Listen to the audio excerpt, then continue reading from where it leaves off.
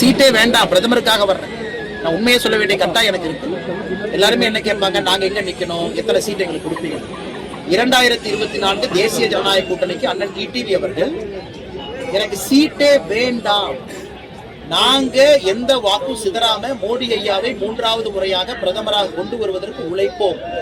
நாம தான் சொன்னோம், இல்லைங்க எங்க நீங்க நிக்காம இருந்தா எப்படிங்க நிக்கணும், கட்சி நிக்கணும். அதன் பிறகு வேண்டுகோளை ஏற்றுக்கொண்டு அண்ணன் டிடிவி அவர்களுடைய கட்சி, அதிலும் குறிப்பாக டிடிவி அண்ணன் அவர்கள் நிற்க வேண்டிய அவசியமே இல்லை. அவங்க எம்பி எலெக்ஷன் எப்ப நின்னாங்க, ரொம்ப நாளைக்கு முன்னாடி சொன்னாங்க. ஆனாலும் டிடிவி அவர்கள் இல்ல, மோடி அவர்கள் 3வது முறையாக மோடி ஐயா பிரதமராக வரும் பொழுது நாங்கள் கேட்டுக்கொண்டதற்கிணங்க, பாரதிய ஜனதா கட்சியினுடைய தலைவர்கள் கேட்டுக்கொண்டதற்கிணங்க, என்டிஏ தலைவர்கள் கேட்டுக்கொண்டதற்கிணங்க தான் டிடிவி அண்ணனை கடைசி நேரத்தில் நானும் போட்டி போடுறோம், அண்ணன் களத்தில் நின்னாங்க. ஆனால் எனக்கு நம்பிக்கை இருக்கிறது, டிடிவி அண்ணனை பொறுத்தவரை மிக விசாலமான பார்வை இருக்கிறவங்க, நெடுந்தூரம் பார்க்கக்கூடியவங்க. 2026 தமிழகத்தினுடைய ஆபத்து என்ன அப்படிங்கிறது அண்ணனுக்கு தெரியும்.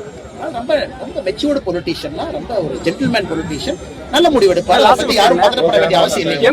செய்திகளை உடனுக்குடன் தெரிந்து கொள்ள கீழ்கண்ட கேபிள் மற்றும் டிடிஹெச் நெட்வொர்க்குகளில் எம்நாடு செய்தி தொலைக்காட்சியை காணுங்கள். பாதகம் செய்பவரை கண்டால் நாம் பயம் கொள்ளலாகாது பாப்பா, மோதி மிதித்து விடு பாப்பா, அவர் முகத்தில் உமிழ்ந்து விடு பாப்பா. அண்மை செய்திகளை உடனுக்குடன் தெரிந்து கொள்ள இணைந்திருங்கள் எம்நாடு தொலைக்காட்சியுடன்.